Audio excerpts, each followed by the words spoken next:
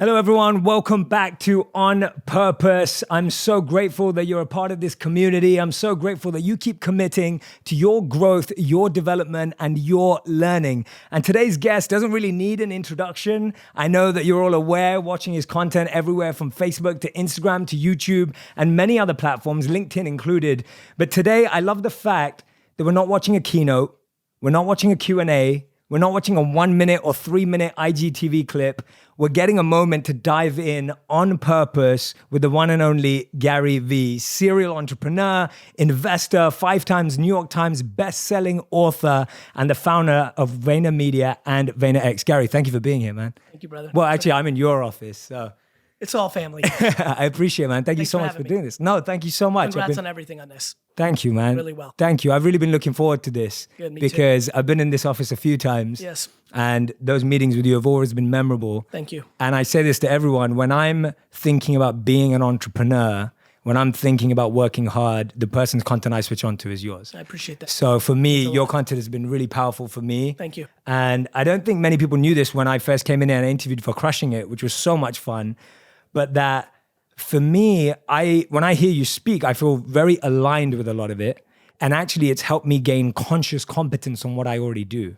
So I think a lot of us have unconscious competence. We're doing stuff right, but we don't even know we're doing it right. Yes. And then when I listen to you, I'm like, oh, I do that. Okay, I'm doing it right. And that's been a really nice reaffirming belief, man. It's funny to hear you say that. I do that for myself. Yes. I'm such an intuitive executor Yes. that I live through life where I go, wait a minute, I'm doing this. And then I'm almost doing it for myself, which is why I think it's easy for me to do it for others. Yes. A lot of, it's even, what me just saying that out loud made me realize, that's similar to the things I talk about. I am so uncomfortable to talk about anything that I haven't lived. It's easy to share my opinions and thoughts and aspirations because they're completely predicated on actually doing it, not on hypothesis or ideology or things I've heard from others. It's a very safe place. Absolutely. Yeah. And I totally agree. It's one of the reasons why I don't have any advice on parenting. Like I always get asked questions on parenting when I'm on panels or whatever. And I'm like, I'm not a parent yet. So my opinions are there. I'd love to ask you a question. It's funny. I've been that way for a long time. And then I started thinking about the great coaches. There's some all-time great athletic coaches who've never played the sport. And I always think about that, which is, I am now a parent, but I can tell you that a lot of my opinions on parenting have become true because I was actually able to synthesize it from the perspective of the child. Sure. So I've been parented, yes, which gives me quite a bit of a perspective.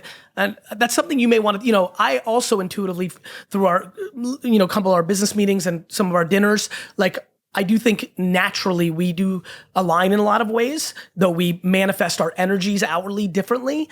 I think that one thing for you to debate is what in the way that you were parented has created you. And what does that then mean is I think that's something we need to, I actually think that I am consumer centric, which is why I'm a great salesperson. I don't think about me trying to sell this basketball card. I think about why would Jason want this basketball card? Absolutely. I actually think that most of my parenting hot takes come from the perspective of the child, not the parent.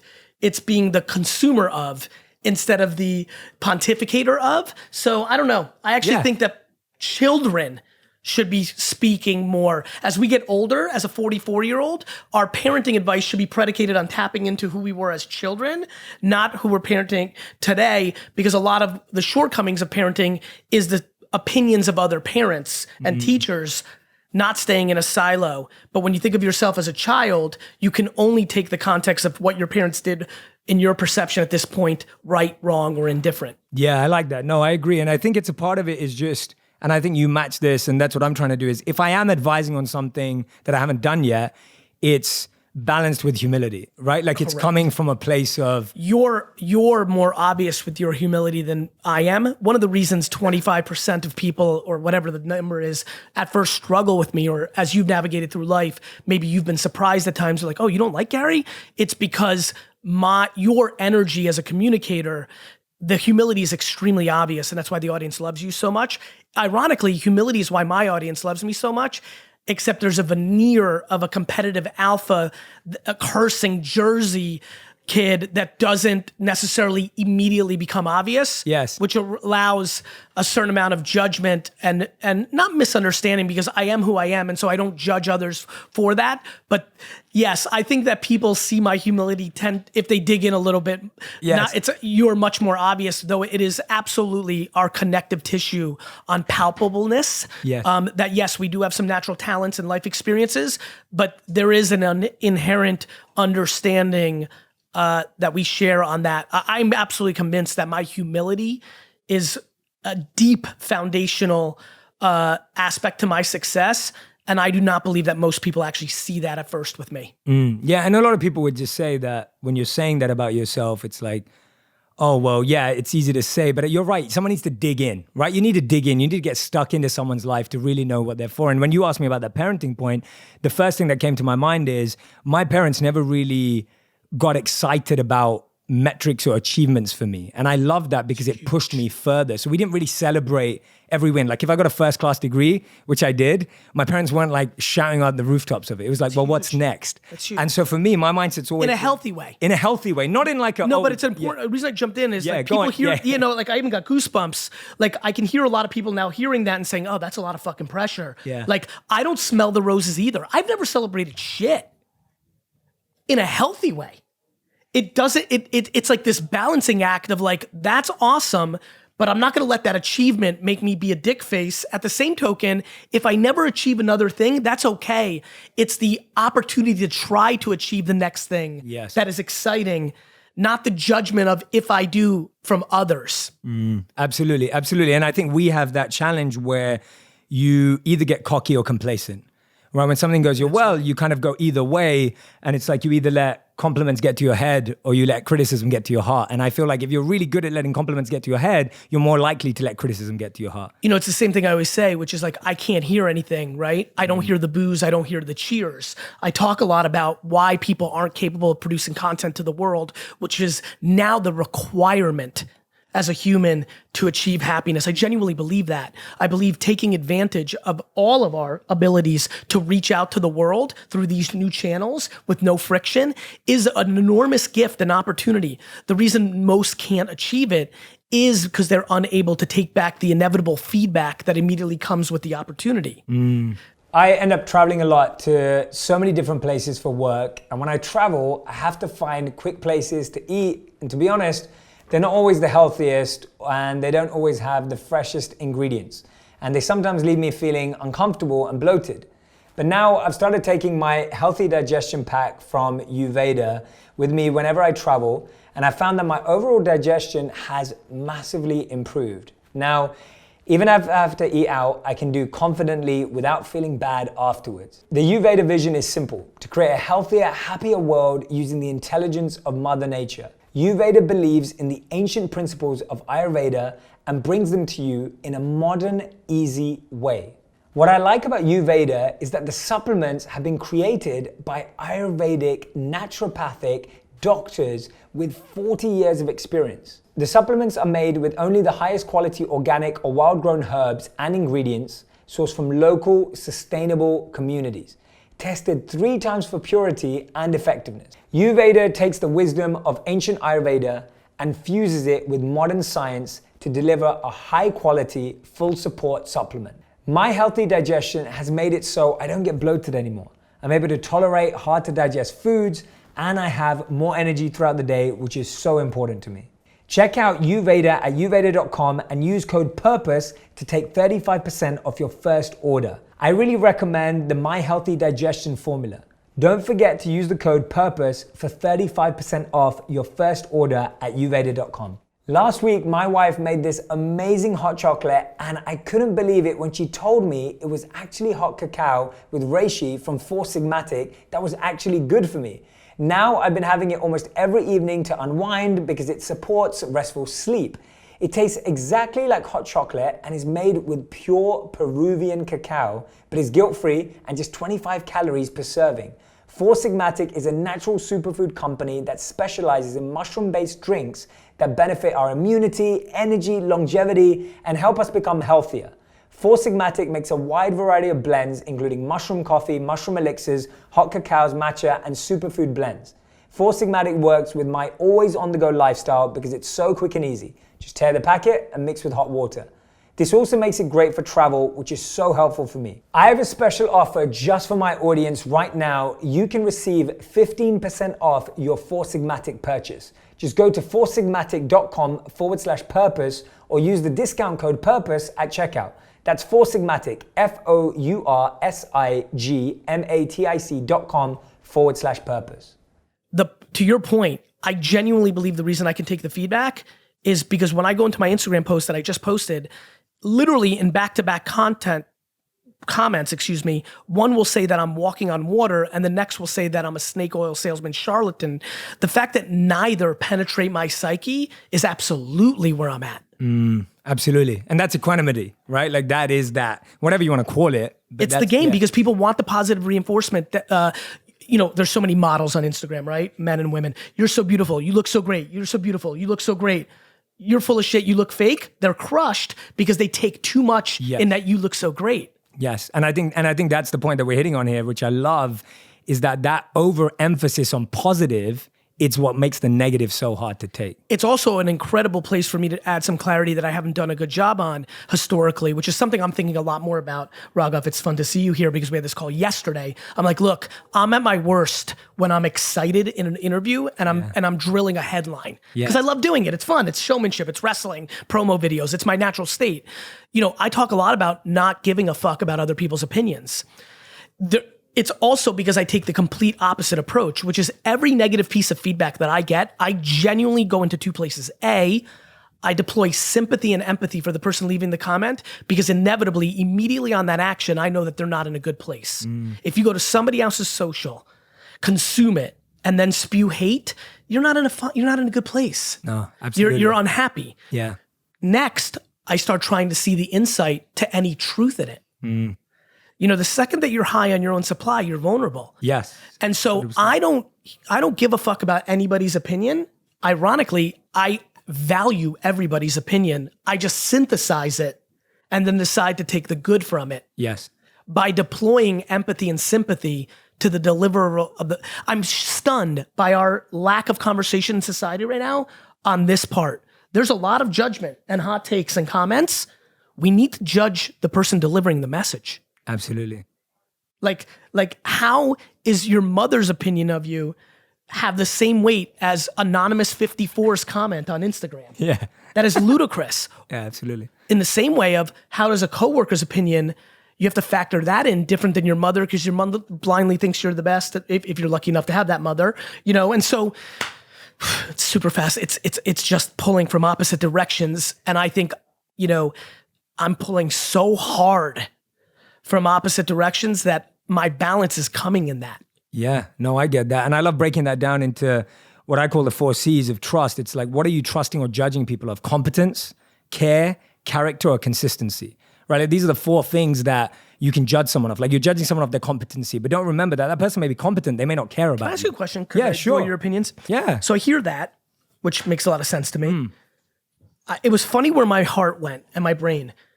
I am stunned by how almost binary my judgment is completely predicated on intent. If I believe your intent was to be there for me, but your actions were not that you were consistent, I'm completely unbothered and I don't know what that means, but I'm super fucking grateful that I have it. Yeah, but that's an art and a skill that you have. And I'd like to think I have the same where I'm able to do that too. I'm able to let go. What is the concept of not having expectations from your perspective? Because I would tell you that may be my great superpower. Yeah. Somebody said to me, Tom Bellew on my podcast said to me, Gary, your superpower is your ability not to judge yourself. And I've been saying it a lot. And then literally on a flight this week, I was like, right, because I don't judge others. Yes. My wife used to suffer from asthma when she was younger, and she realized the harmful chemicals in cleaning products would always make it worse. Now, she only uses healthy, eco-friendly products in our home, and it's so easy to make sure we're doing that with Grove. Grove Collaborative is an online marketplace that delivers all natural home, beauty, and personal care products directly to your door. Grove makes healthier home products accessible and affordable. We shop Grove for non-toxic dish soap, plant-based skincare, and tree-free bath tissue. Everything available at Grove is healthier for you and the planet, and it really works. Grove delivers natural brands you love like Mrs. Meyer's, 7th Generation, Burt's Bees, and Grove straight to your doorstep. We recently got the Mrs. Meyer's multi-surface cleaner in the lavender scent, which is my favorite spring scent, and let me tell you, it keeps our house smelling amazing. New customers will get a free cleaning set in these limited edition scents when you place your first order of $20 or more. Try Grove now before this exclusive spring offer runs out. For a limited time, my listeners get a 3-piece cleaning set from Mrs. Meyer's Spring Scents, a free 60-day VIP membership, and a surprise bonus gift just for you when you sign up and place an order of $20 or more. Check out Grove and our special offer at grove.co/J. That's grove.co, not com/J. Like, I'm able to not judge myself because I don't judge others. A lot of people who Powerful. are like, right? So tell me, I don't know. I'm so just powerful. No, what do I you think love about- that. That's okay. such a great point. How do you That's think about such that a great point. No, you're spot on, because the reason why we judge others is because we judge ourselves, right? The opposite of what you're saying. And so for me, it's the same thing. The reason why I don't expect is because I see everything as my responsibility. Yep. I see everything as my work. Yes. And I see everything else as a bonus. Yes. Like, it's just amazing that anyone even cares about me or has time for me or makes an effort to do something or connect me to someone or whatever it is. And that's just a beautiful bonus of life. But I've got to be in charge of it. And I think that just came from many years of having expectations. I think that came from times when I did expect and I didn't get, and I realized I don't want to feel this way anymore. Interesting. Like, I don't want to experience this anymore. This doesn't make any sense. And I think for a lot of people, we do start our lives expecting certain things, whether it's from a relationship, a boyfriend, a girlfriend, or whatever it is. And then we have to deconstruct that. Well, this gets into parenting. Yes. You know, this is the framework of what our parents are creating for us. We're one of the most interesting things that are happening in a lot of modern societies is we have had disproportionate prosperity over 5, 6, 7 decades. America has had a clean run. I mean, we've had a couple of recessions here and there. We've had a couple of internal country scandals. We have underlining issues of sexism and racism and things of that nature. But in its most macro, this has been the empire. Things have been good. And what has happened is we've created unbelievable levels of entitlement. Entitlement, yeah. Entitlement. I can't stop thinking about it. Yeah. It's starting to consume me. That I never, it sounds crass, like never expect anything from anyone. But I almost want to find new ways to say it just to help people understand it is the great gift of life. Yeah. When you get into a place where you have zero expectations and you actually don't believe you're entitled to anything, you can actually start doing things. Yes, absolutely. Because otherwise that's what's paralyzing you. Because you feel like somebody else is in control. Totally. The man, the society, the government, the president, the not president, the governor, the mayor, the system, the systematic infrastructure. And really it's a crutch, right? Like, really it's just a crutch. Like, that's another way of saying it. At its worst, it's an excuse. Yes. At its best, it's a lack of perspective. Yes. Yes. Yeah. At the worst, it's an excuse. Correct. Exactly. It's just like, it's another way of not having to do. I hate when people that are the opposite of that aren't sympathetic to that. Some people don't use it as an excuse. There are absolutely people who use it as an excuse because they just don't want to do and they want to continue to be entitled, lazy, whatever one would want to deploy. But I hate when people go the other way, and a lot of people think I can go that other way where it's like it's on you. It's like, no, it's a little more subtle than that. There are people that just don't have that perspective, and that's why talking about it in moments like this lead to look. When I do a podcast like this, knowing that you have such a thoughtful audience, I come on knowing we overlap in a lot of places. All I've been thinking about for the first 10 minutes, and all I'll think about for the rest of this talk is, can I bring one person value?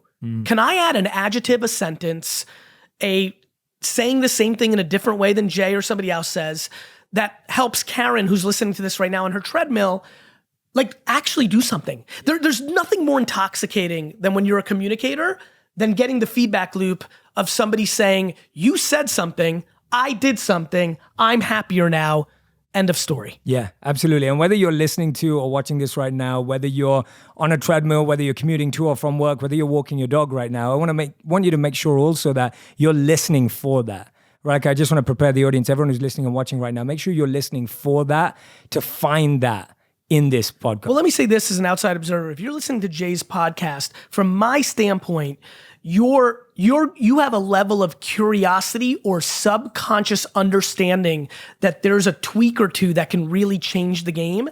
That already puts you in an incredible place. And when I think about individuals that I admire that are onto it, like yourself, and I'd like to think me, in you and me being different, listen, there's a there's a chunk of the audience right now that genuinely doesn't like me, that likes you because I read everything. I like you. So. I know that, and I love you, and I think, but here's where I'm going.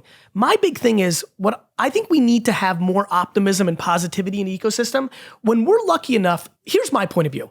There are people who are going to be attracted to my message style more than yours and vice versa. And we need to start thinking in Avengers talk. Yes. I'm very grateful that I was an immigrant, came in through a rugged Russian DNA structure, grew up in Jersey, was a terrible student, didn't understand high society, high education, know anything. Because what ended up happening is at its melting us down, we're the same. Mm-hmm. Adding the layers allows a 46-year-old born in Jersey to a shitty situation, fuck everybody, fuck the social left, fuck everybody. They're attracted to me. Yet what I'm pitching in disguise is empathy, kindness, gratitude. So I'm getting far more DMs from people that say things like, a year ago, I was addicted to drugs, striking my woman, thought you were cool, you were gonna make me money. So I don't know what you did to me, but over the last year, I've reconciled that relationship. I've gotten help. I'm selling stuff on eBay. I've gotten this better job. My relationship with my dad has changed. I confronted my mother. The reality is you could never do that for that person. On the flip side, you're doing something for somebody who sees me in Instagram Explore, likes the title, clicks it, and in 8 seconds says, fuck this guy. This guy's a piece of shit. How conceited, like ego, and they're out, and they're never coming back. When I think about that today, I think it's unbelievably important, and one of the things I am so happy about, we've never talked about this, but it just kind of came to me here. Mm.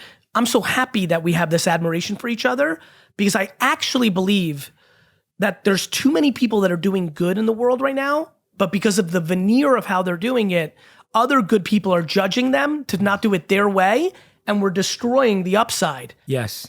Yeah, 100%. I'll give you a perfect example of how it happened on the podcast. So a couple of podcasts ago, I had Chelsea Handler on the podcast. Okay. And a lot of people were like, Jay, how can you have Chelsea on? Yes. Right, like Chelsea's negative and she talks about celebrity gossip and all of this stuff. And I met Chelsea at a Wisdom 2.0 conference where we were both speaking about mindfulness.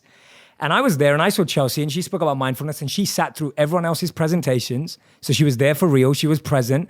And we connected afterwards and I realized that meditation has been a huge part of her life. And so I wanted to have her on because that's what her new book's about and that's what we were discussing. And the judgment was so high of like, Jay, how can you sit down? And I was just like, wait a minute, if I consider myself a kind, good, empathetic human being, if I can't display that to absolutely everyone to understand them from a different perspective, then I can't be a good, kind, or empathetic human being. And so sometimes— Not to mention, Jay, that not almost, everybody doesn't know everything about everybody. Oh, of course. I mean, me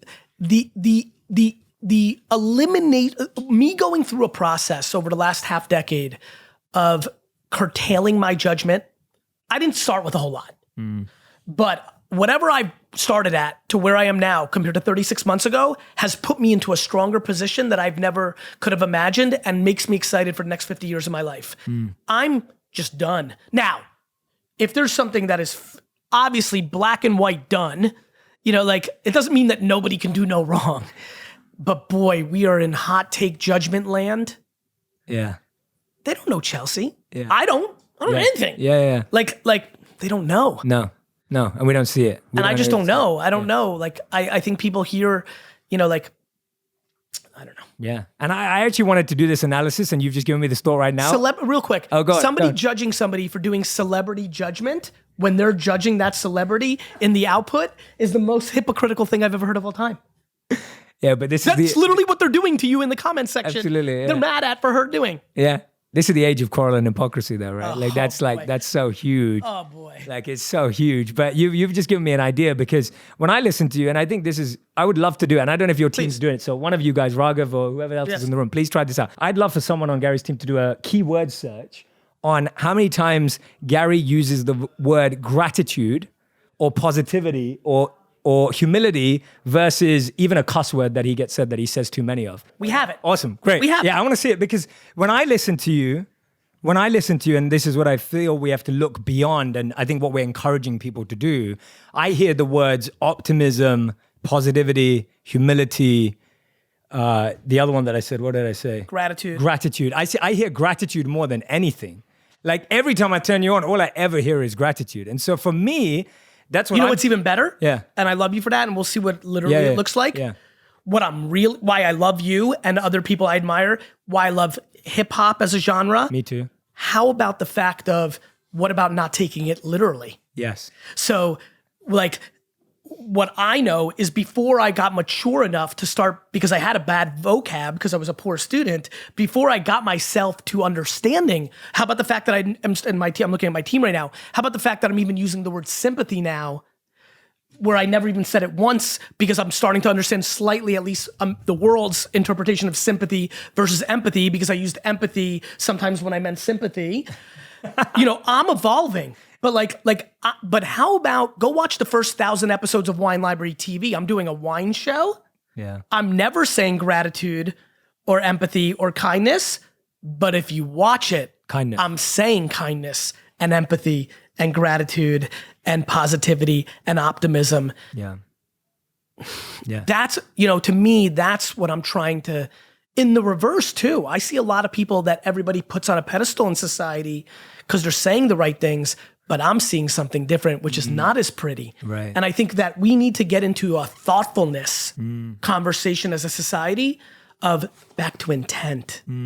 Absolutely. People are so literal. Yes. And to me, what I know, literally to the day both one of us dies, there's nothing you're gonna do that's gonna upset me, because I've already got enough data binarily on what you're about. The end. Yeah.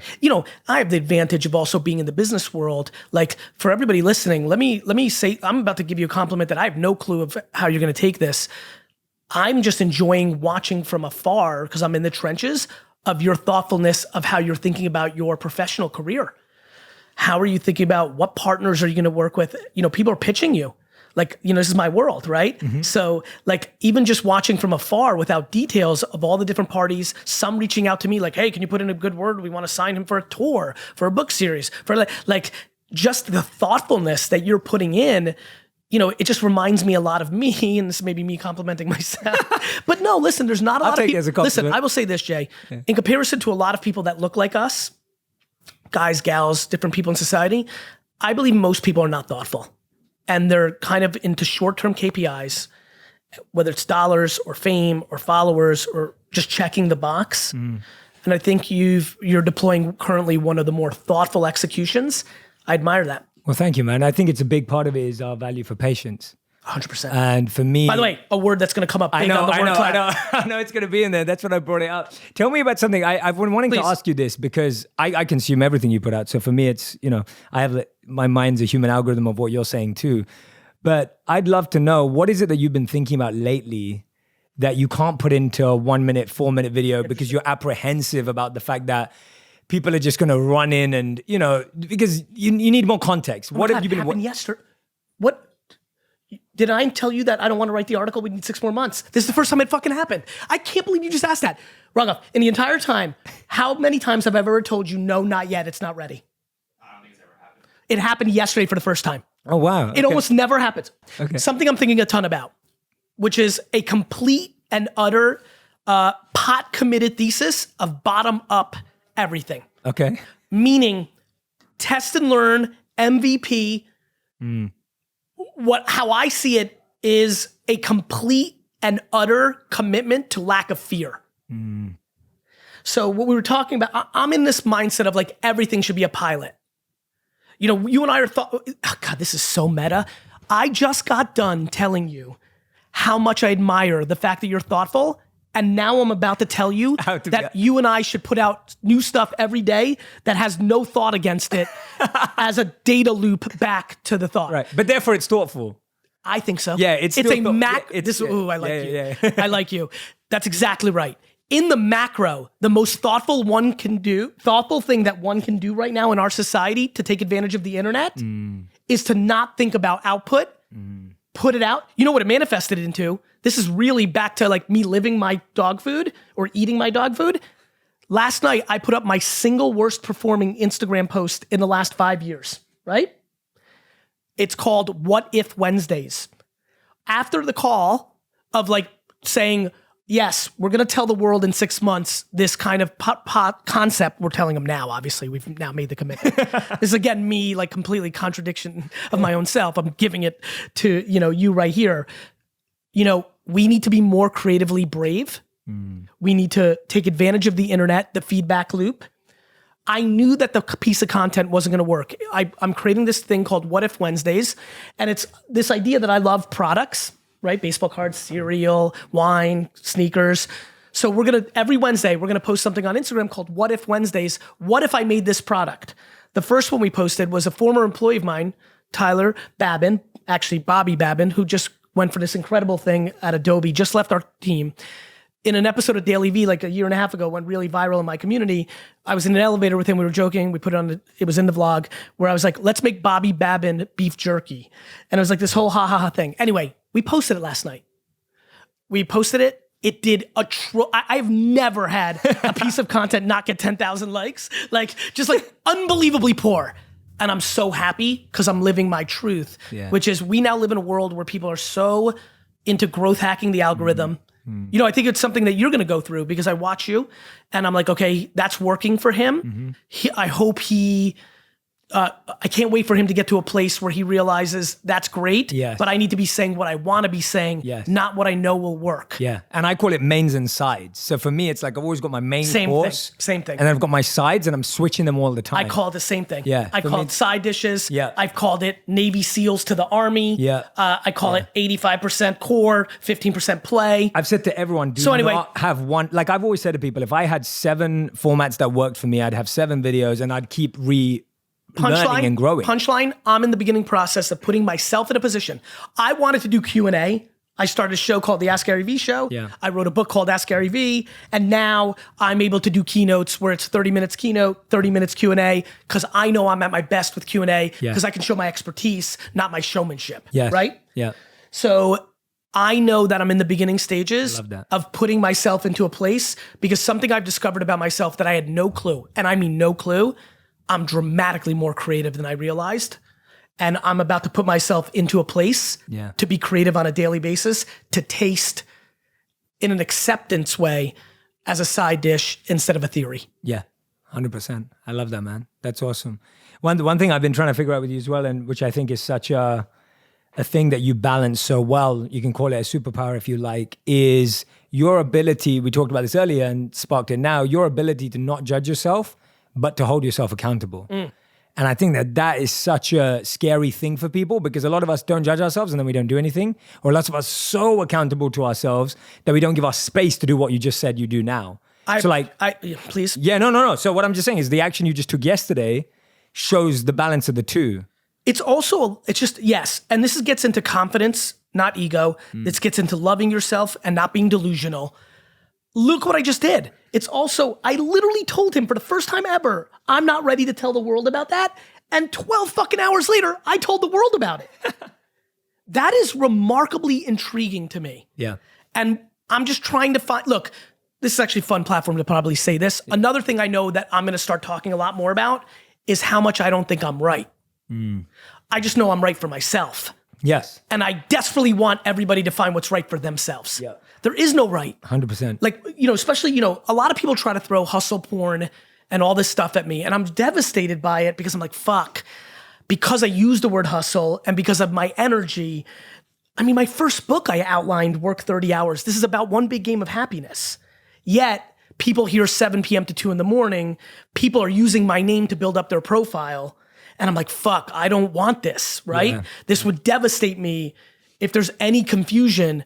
And so I'm being very thoughtful because I have to respect it. Yeah. I have to respect that, even though I know they're using it to build up their profile, and it makes me so sad that people are falling for it. And it's like the reverse of like things that they make fun of or are mad at that are happening in society. I still have to be thoughtful about it.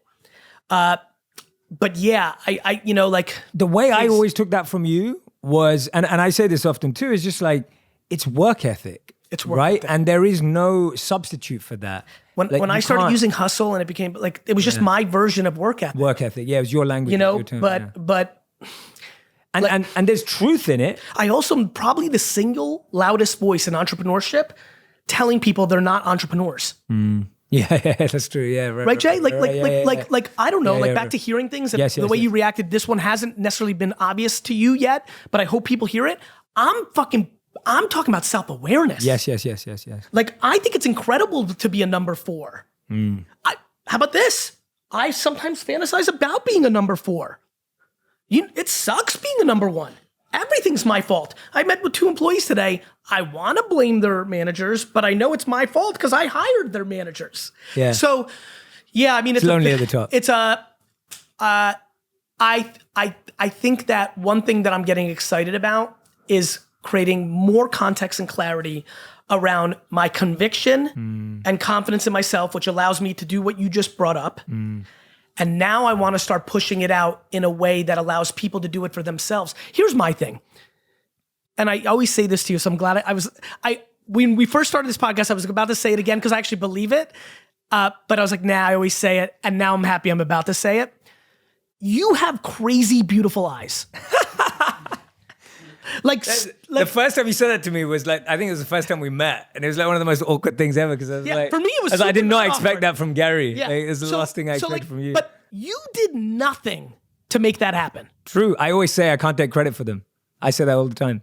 I don't take credit for anything I am. Yeah. All my accolades, I'm like, my parents, my circumstance, ooh, Soviet Russia to America, ooh, the 80s, Jersey, some form of learning disability that made me shitty at school, like, right? By the way, not being diagnosed with a learning disability, which then either I'm right or I'm wrong, but it doesn't matter. I didn't have to deal with that pressure, especially in the 80s when it was a little bit more of like scary than it is now. Like, what if I was? What if I did? Maybe I didn't. Probably not because they would have caught me. You get into all these circumstances. This is a big deal though.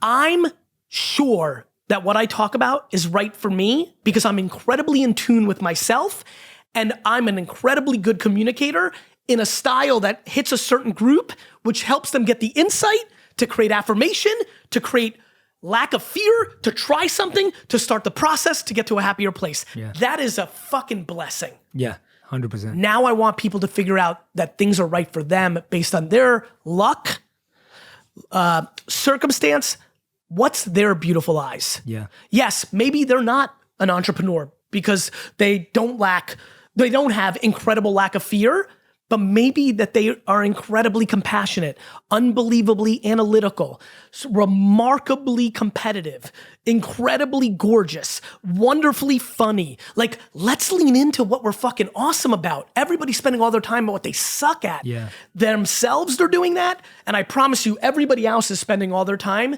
telling you what you suck at. Yeah. I'm spending all my time thinking about what I'm fucking awesome at. Yeah. And I'm spending all my time trying to figure out what everybody else is awesome at. Some of it's very obvious, like beautiful eyes. Others are like, hey, you're a good fucking kid. Keep listening to me. That's what's going on. But that's because of awareness of story. It's like we're also addicted to watching other people's stories that we don't have a high awareness of our story. And we're not telling ourselves, like, well, you just explained all your connections from your past to your parenting to school. You've created the story arc that fits you, that works for you. Because you could tell yourself a different story about that. But what also happens as you evolve into it, what people don't understand about getting to a place of being happy with yourself, it starts giving you foundation to address what you're not as good at. Yes, 100%. Like 20 years ago, I couldn't speak to, first I didn't know this about myself, but today I could speak to my lack of candor along the way is a shortcoming of mine as a manager. And over the last 5 years, Vayner's in a healthier place because I realized in my lack of being interested in conflict, I would hold it to myself, but then I would pull the rug from underneath you when I would fire you without giving you context along the way, even though my thing was like, fuck, don't you realize how shitty you're doing? Yeah. But no, that's not your responsibility. You're in your own framework. That's not something I could say out loud 10 years ago. Yes. But you can now. 100%. Yeah. Because when you dig in and deep down, triple down on happiness, optimism, self-love, you get to a place where you get such into a good place that you can start putting your toe into your shortcomings. Yeah. I so agree. I so agree. You can't do that. And we're when doing you're it the not other way happy. around. Majority of people You are doing it the other way around. You're not in love with yourself, so you're not in a place where you can talk about your vulnerabilities. So what you do is you start calling out the vulnerabilities that you have in others. Yes, absolutely. Absolutely. And then it grows because the more you're meditating on other people's vulnerabilities, the more they even become yours. I've seen that sometimes when you keep talking about and thinking about and fixating on someone else's, you start mirroring. Do you know what I just realized? I actually spend no time on judging people's shortcomings, only focusing on their strengths. I don't even have the capacity or the room left. Yeah. Raghav doesn't get feedback from me because we're doing our thing, and the feedback he got yesterday is, you're ready for this, brother. I see it. You can do this, right? This is fucking meta shit. This is real. This happened yesterday. I haven't fucking talked to him in 6 months. He's writing for me. We're doing this thing. And what he gets from me yesterday is, you're ready for this. You can do better. Here's why I see it. And we can do better. And I start with, it's on me. And then it's fucking amazing. Yeah. The fuck? You're right, it's optimism. Like, why? Yeah. Everything else is pessimistic. Absolutely. And one of the best things I love about that is when you're all in on your strengths, you appreciate others' strengths, but it also limits your envy and jealousy. Right? Like when you genuinely start, you know? Keep going. I'll jump in a minute. Well, what I was about to say is, I'm blown away by my inabilities on those two things. But I had to raise them because there's such big things. Let's go meta. Do you know how pumped I am your podcast is ahead of mine? Jay, I'm being dead fucking serious. I appreciate that. I swear on my fucking children's health. I go into the charts occasionally, once every 2 weeks because I like to stay on top of shit. Me too. And I look and I see you there. I'm like, motherfucker, good, those fucking eyes. But no, I mean it. It makes me happy. It makes me happy. Because here's my big thing when it comes to things of that nature. If you don't have that gear, then you're not respecting the game that's giving you life. If I can't be happy for people who are winning in entrepreneurship and content, then I'm shitting on the game that's made me happy. Totally. 100%. I completely agree. I'm so in love with, what I've been afforded to be able to do that I want everybody else who can do that too to be better at me if they can. Yeah. And the beauty, I think, for all of us who know that, for me, the same thing back is this is an exchange. It's love, it's support, right? Like we all know that. Like I've seen this for years, that collaboration has beat competition every time. And I know we know that. Jay, there's also an abundance. Yeah. Yeah, there's so much. There's so much for everyone. Yeah, 100%. There's an abundance. 100%. And I think we live in this world where it's like, oh, if I do this, then no one's going to follow Gary and Jay, which is not true. No one goes, I follow Gary, I'm not going to follow Jay. I will listen to Jay's podcast, I'm not going to listen to Gary's podcast. I was letting you talk because I'm trying to be more thoughtful about that. I've been feeling that on this podcast. I literally was thinking in my mind as we were segueing from last part, some of my favorite comments ever have been looking at my friends and seeing people write things that say verbatim, hey, let's use you. Hey, Jay, and let me give you a real example. Maybe Cy Wakeman, somebody awesome. Yes. I just remember somebody leaving a comment when I was going to look at my friend to give him some love, double tap or leave something. Literally the comment that was above me, I was writing comment, was like, hey, somebody, I don't want to make it up. Yeah, I used to listen to Gary Vee, but fuck that. You're so much better. And the sheer happiness. And it comes in a couple ways. It's actually back to double-sided coins. A, abundance, love, positivity, collaboration. B, competition. I was pumped for her and I was like, let me go back to the lab and make awesome shit. Absolutely. If you can't respect the game that you're in more than what it brings to you, then I don't think you're an all-time player. And I think you see that all the time. And I know you've been getting into football recently, like real football. Yes, proper, as I call it. Yeah, like soccer. Soccer, yeah. And it's like, for me, I know you've been getting, and I look at that in Ronaldo and Messi who are compared. Yes, and I'm like, on a they just daily basis. wouldn't be as great as they are if they didn't have each other. Couldn't agree more. Right? And Could that's not agree more. And I believe in that. The fact that they can both exist in the same world. And by the way, is they kept somebody going. wins a game. Yes. Like Liverpool won the other day. Like that happens. And I think we need to be careful because we're being very foofy here. Are we?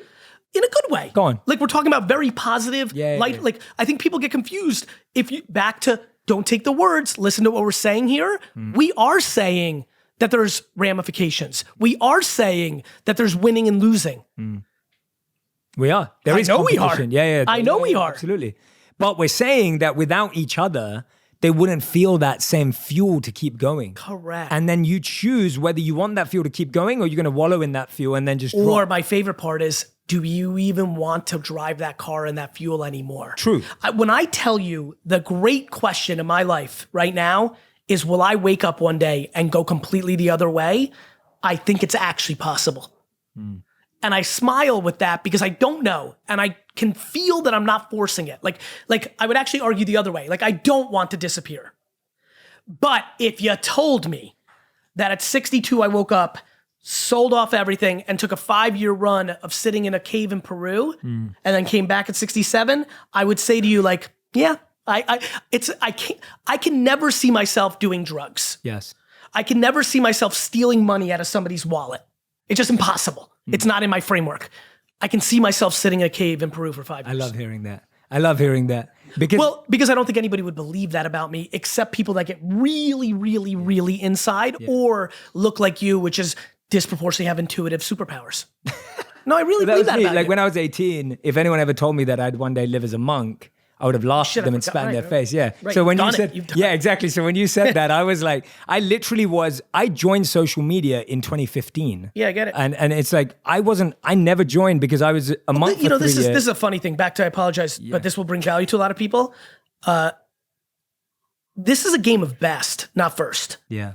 People are always trying to be first on the next platform. People ask me, what's the next platform? Because they want to be first. I was slow to Instagram in comparison to Twitter. This is a game about best. Yeah. And for me, it's longevity. 100%. It's longevity for me as well. Yeah, it's such a long game.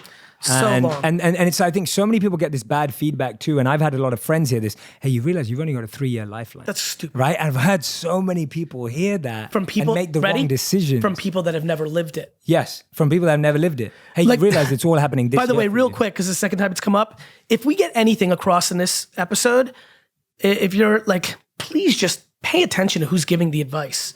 People say things to me all the time like, you've never built a business. Gary, you should do this with VaynerMedia. I'm like, you're an inventor of fruit. Like, I'm not telling you what fruits to marry. We have to have a better conversation. If you have two parents that were entrepreneurs and you want to aspire to be one of the great professors of academia, you got to be thoughtful that they're giving you advice as entrepreneurs. Vice versa. Many of us listening right now had parents that grew up in the Industrial Revolution and get a safe job and the rise of unions and like da-da-da-da-da.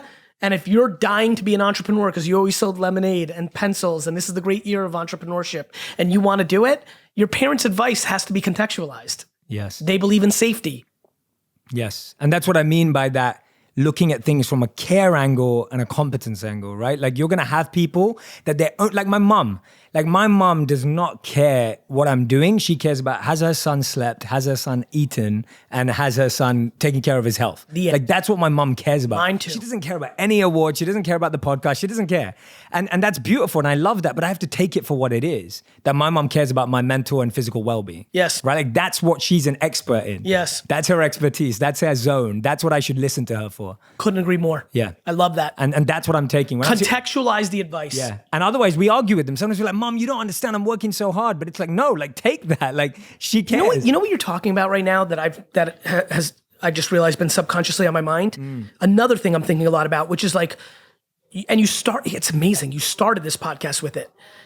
For a lot of, nobody is for everybody, right? Yep. Nobody out there sharing is right for everybody. No one. However, most people that are resonating with a large enough audience probably have something to add to you. And that's something I've been thinking about. Okay. Like, what's the 13% of me that brings value to somebody on the other side who genuinely doesn't like me or like it right now. What's the 5% value that somebody can bring me that I don't see value in right now? Yeah. It's not binary, and that might become a fun place to dig deeper into. Yeah, absolutely. No, I think it is a fun thing. And I think, go ahead. Oh, go on, go on. No. This is us being super polite. The thing that I've seen also is that we're constantly in that space. We take pressure from the room we're in. So if you're in a room full of investors, you walk out and go, crap, I need to invest, right? And if you're in a room full of Dalai Lamas, you'll be like, crap, I need to meditate, right? Like, that's my point. Like, and so you know what's funny about that? Tell me about this, Jay, because where I go in those scenarios is actually the other way. Yeah, but that's rare. That's what I'm pointing out. Go on. No, nothing. Yeah. Because you were talking, I was like, it's so weird. When I'm in a room of investors, I'm selling Dalai Lama. Yeah. When I'm in a room of Dalai Lamas, I'm selling investing. So I get that. I get that. And I talk about, and that's actually the, MIT did an incredible study on this where they looked at connected thinkers, people who were able to take advice from people who didn't know each other. So we're not living in echo chambers. So basically, if you wanted to launch something, let's say you wanted to launch a new app, you would take advice from Mark Zuckerberg and the Dalai Lama, because that would be fascinating for humanity. I'll tell you what's really interesting, because you're really getting me thinking here. Yeah. One of the things that is extremely at the tip of my tongue is my ability to also take advice from my friend Rob Muse, who's, lives in Atlanta, or a 9-year-old kid who hasn't lived life yet. Like, I really associate actually more to the trenches than the experts. Yes. Dolly and Zuck's cool. Yeah. But for me, it's like the user. The user. Yeah. Brother, it's all I got. Absolutely. I actually struggle with taking advice from Mark. My shortcoming is not taking advice from the Dalai Lama and Zucks and taking Susan Korinsky's hot take.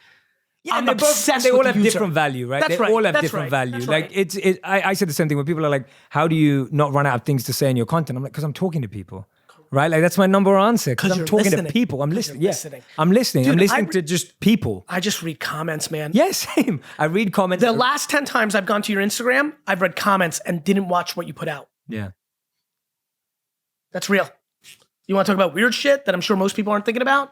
That's an insight. There's a hot take. There's something you might want to build on.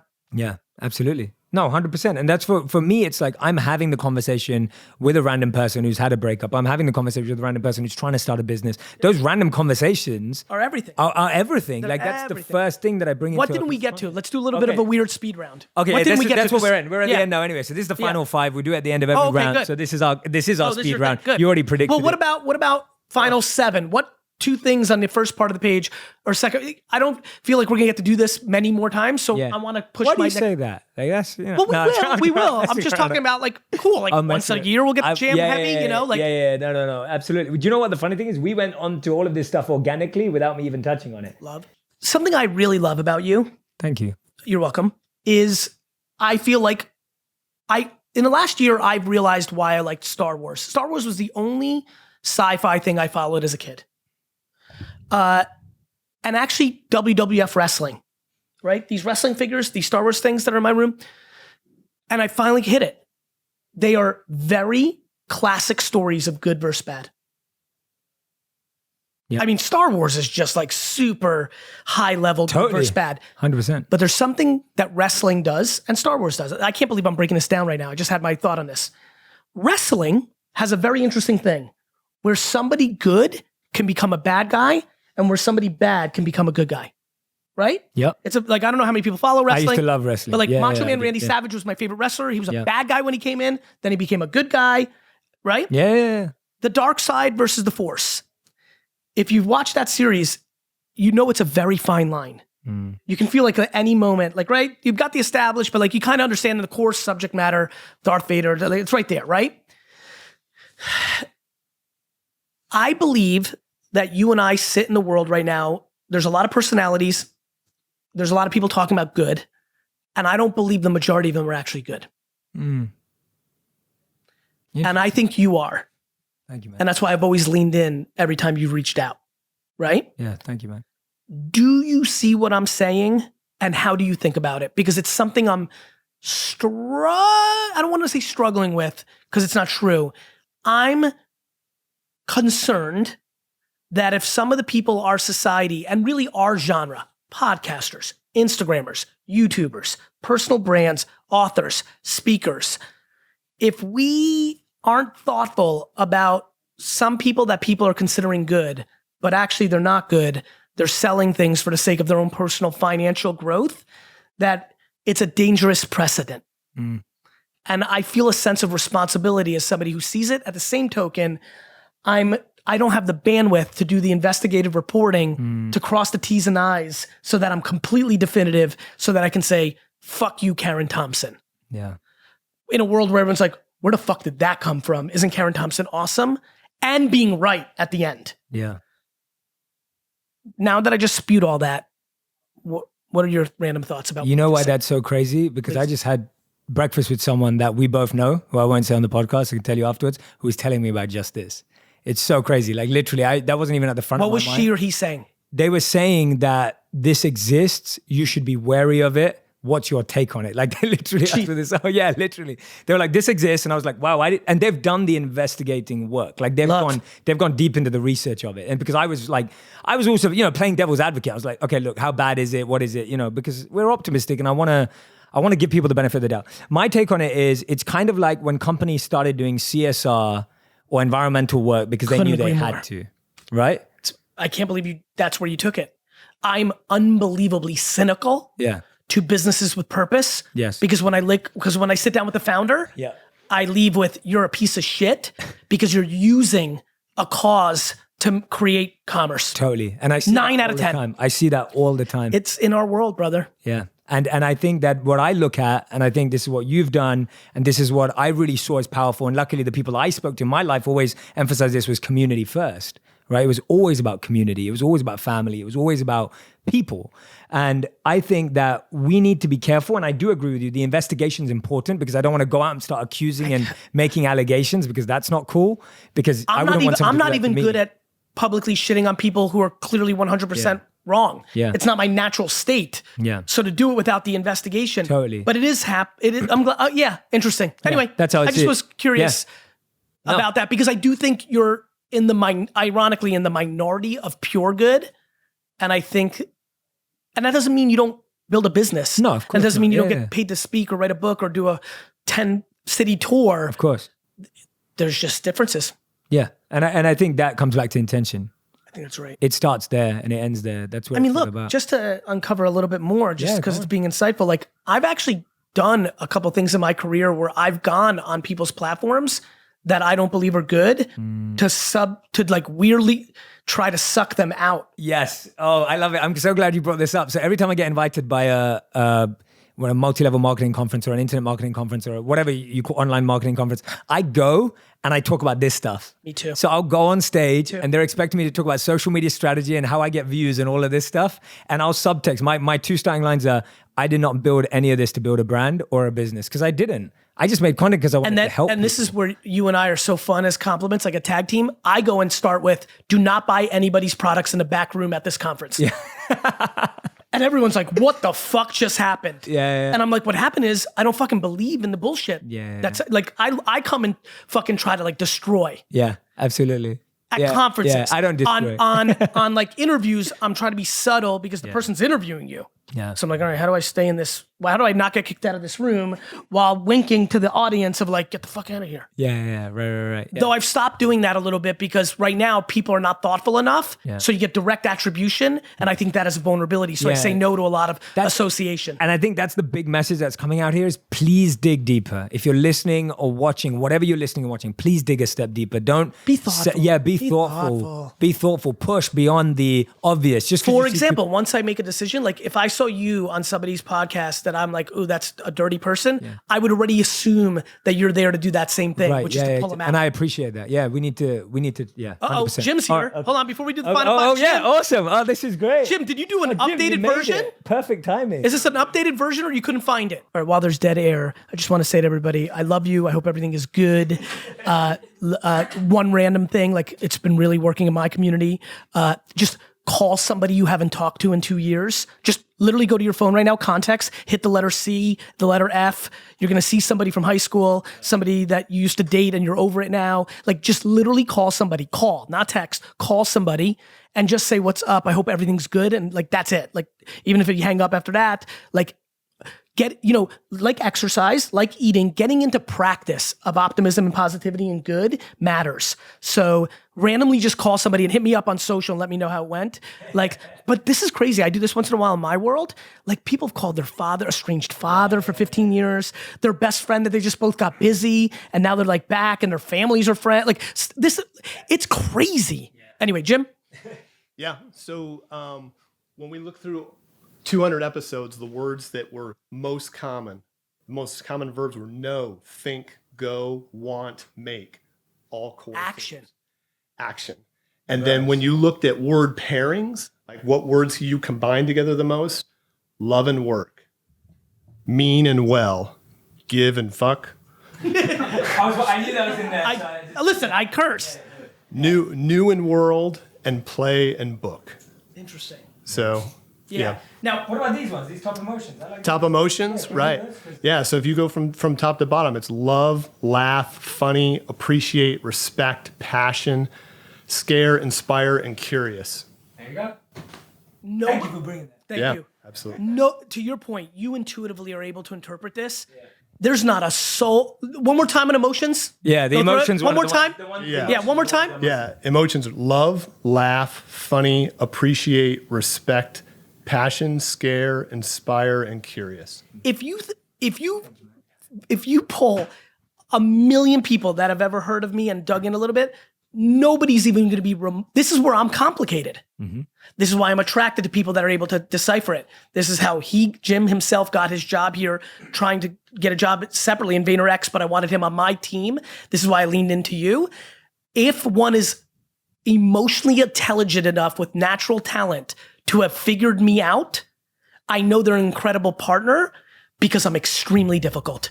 Because for all the people listening right now that kind of know me or have heard of me or actually genuinely don't even love me that much, laugh, love, like that is not Live, love, laugh. That is not what happens with me when I go on stage or when I'm recorded. Yeah. What comes out is Macho Man Randy Savage promo videos. What comes out is Chris Rock and Eddie Murphy. What comes out is other things that influenced me in the way that I communicate when a camera is on me. Mm. And you're still saying the same thing. It's just the way it's being said. Totally. And that's, yeah. It's funny. I don't know if you guys saw it. I've seen this at all. Lately, out of nowhere, I've been, for the first time ever, thoughtfully trying to tone down my energy and my speed in communicating, not because of anything else, out of pure curiosity. Back to what we were talking about, testing stuff. It's been really fascinating. Just a 10% off the pedal is just such a different thing in watching the audience consume it. Now, I'm going to still go 150 because it's just where my natural thing is. And again, when I go 140, I'm missing that person who needs 147, who almost nobody else right now can get to. Yeah. And unfortunately, the only people that can get to the person that's at 147 are the bad guys and gals. Yeah. Got it? Absolutely. Got it? I have come to realize my place in this Avengers role is I'm going to have to eat judgment from people I admire to get through to people that are only getting influenced by bad, because the other goods don't have that one gear that I have, that cadence, that style, and I'm willing to deal with the ramifications to achieve the actual good goal. I love that, man. It's a great note. I love that. I'm not going to add anything to that. I love that. That's awesome. This has been so much fun. We're going to do the final five because I want to do it. The first question is... I know, which sucks because that last sentence there would have been such a great way to end the podcast. Everybody here is like, fuck, that would have been a... We'll figure it out. Put the final five. It makes it even better. Go. We'll figure it out. Yeah, you'll make it better. Yeah. Okay. Don't edit this shit. Yeah, fine. This is the... which I love that you brought up the Avengers because that's how I look at life and I look at being a part of the Avengers. So which Avenger are you and why? I've never watched Avengers. No, I didn't know that. Wow. Did you know that was coming? I don't know. Wow. I know who I think you are. The reason this is getting super triple meta. This is a very thoughtful podcast. I think. I love this. I said it earlier. I may not watch Jay content, but I read J comments. Yeah. Interesting. I've not watched one Avengers film, Wow. but I know what people think about the Avengers and I understand the framework. Okay. I love the Avengers. So I know who you I would too. Who? Yeah. Robert Downey Jr., Iron Man. Really? Yeah. Sounds cool because I know he gets a lot of take. I'd say it's probably Iron Man. Ironically, what do you Iron guys Man think? You guys #1 work with rated- him. What? Were you really? Yeah? Okay. Why? Anyone else? And is he the leader?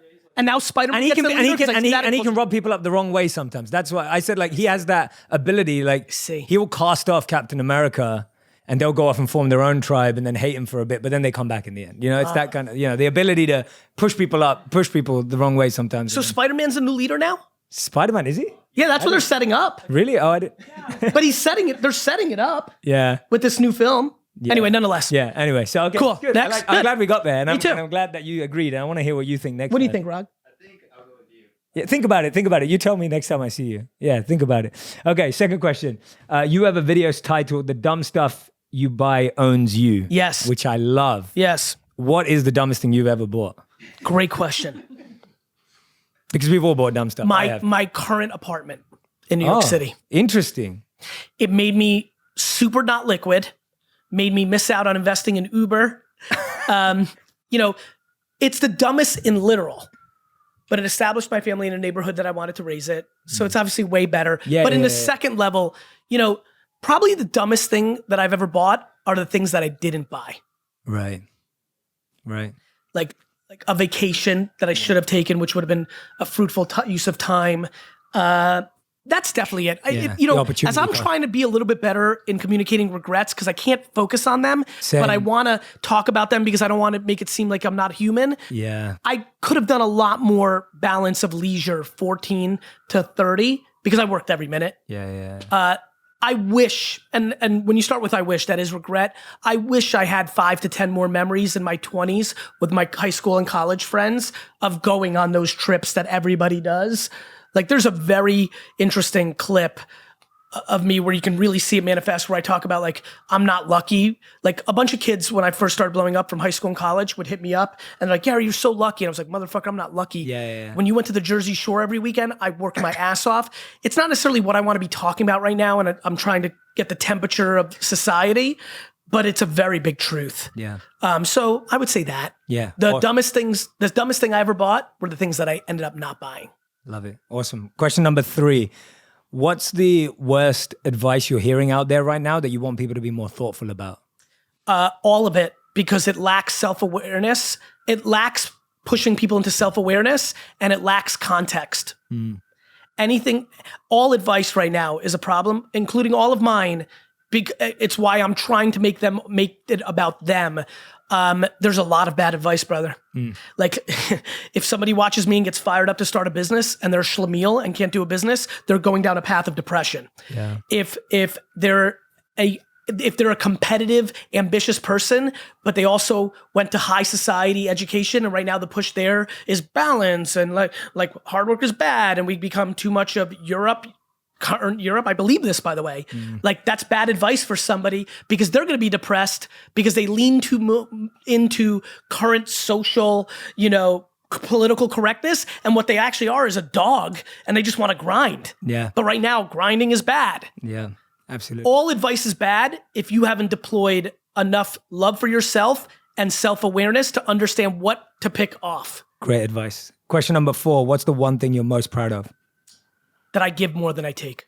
Love it. And question number 5, which I think is going to give you an opportunity to end off how we just ended off the point before the final 5, is you talk about so much about the value of human life. Yes. And how rare it is and how Yes. amazing it is, which I don't know if you know this, but it's like such a deep Vedic concept, which is like thousands. what? So Vedic is like what's the Vedic? philosophy that I studied in. Okay. It's like one of the oldest philosophies of mankind. Okay. And one of the biggest principles in there is about the value of human life. Like the way I think about 400 trillion to one. Correct. It's helped so many people, by the way. Out of all the pieces of content I've ever put out, something in it has penetrated. How does one get to, like, when I hear you say it, when I look at the way I was taught it, when I look at the monks that I know live it, when I know people that really live that, what was it that helped you really accept Gratitude. and live that? There we go. Okay.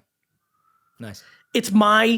All I'm ever doing is trying to take empathy, gratitude, kindness, positivity, optimism, and create repackaging for it in modern society to help somebody see it, because life is one big game of perspective. And if you've been raised by parents in an environment and have natural DNA that makes you look at something upside down, I've got to flip it.